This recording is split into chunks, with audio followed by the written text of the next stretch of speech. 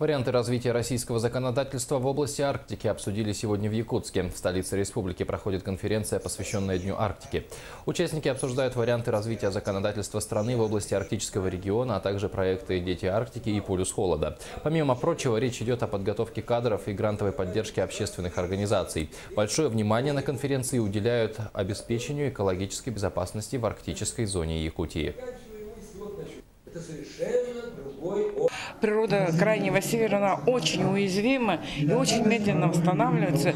Природоемкость очень мала, и экологическая емкость, можно даже так сказать, она очень уязвима.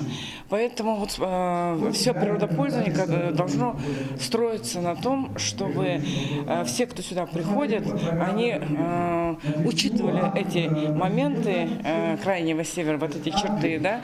И, конечно же, хотелось бы, чтобы те предприятия, которые сюда приходили, они учитывали уклад, традиционный уклад жизни коренного населения, которое проживает на этих территориях.